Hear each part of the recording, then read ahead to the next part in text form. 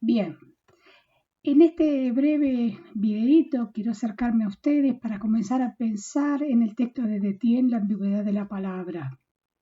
Ya habíamos estado hablando con referencia al contexto social de la Grecia arcaica, al hecho de que eran una población netamente tribal y que tenía su propia organización. En este contexto, el tipo de pensamiento griego tenía tres características fundamentales, que eran la poesía, la mántica y la justicia. Estas tenían tres funciones sociales en las que la palabra ha tenido un lugar fundamental. La importancia que ha tenido la palabra deja de ser una problemática filosófica o sofística del problema del lenguaje y se encarna en el pensamiento griego de esta época construyendo su propia realidad. Sin dudas, este sistema de pensamiento en el que se distinguen estos tres campos, la poesía, la mántica y la justicia, ha tenido interferencias o superposiciones, dado que los poetas y los adivinos han poseído en común el mismo don de evidencia, y ya que los adivinos y reyes de justicia también han dispuesto el mismo método.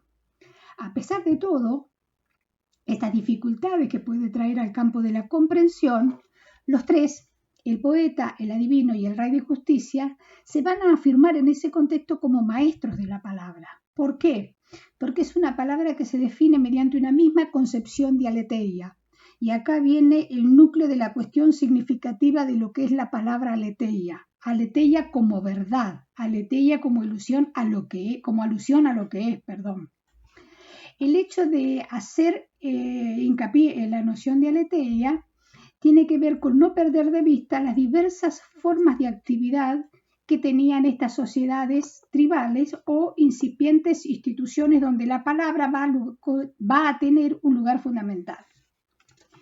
En este contexto de la sociedad van a cobrar singular relevancia la dualidad que se va a dar entre aletheia y leté, entre aletheia, entre memoria y olvido.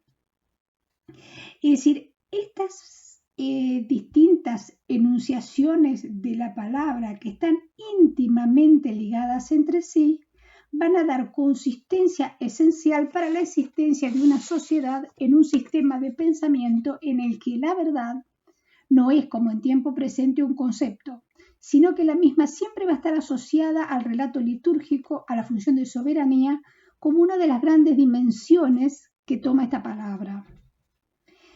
En este sentido, cuando el adivino, el poeta, el rey de justicia pronuncia una palabra, una que no pertenece a esta, es una diferente forma de proclamación.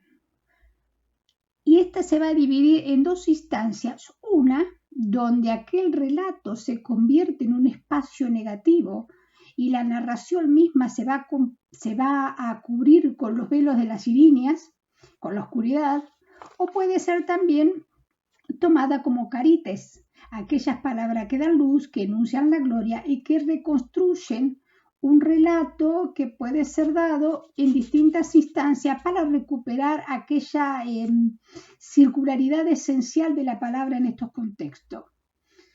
En este sentido, hay que mencionar que la palabra del adivino y de las potencias oraculares tienen que ver con el verbo poético. Y estas en sí tienen la característica particular de ser eficaces, de ser verdaderas en sí mismas. No se distingue la distancia entre la palabra y el acto.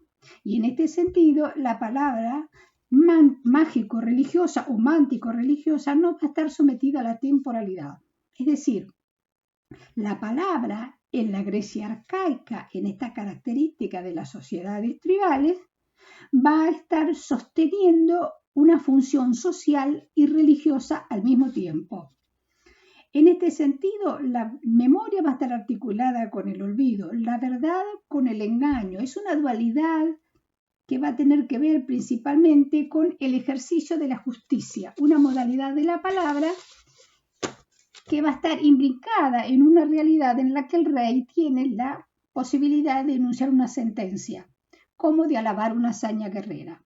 Podemos pensar así que hay diversos modos de ejercicios de la palabra que se salen del contexto racional en el que estamos habituados a pensar y que debemos inscribirlo en otra realidad.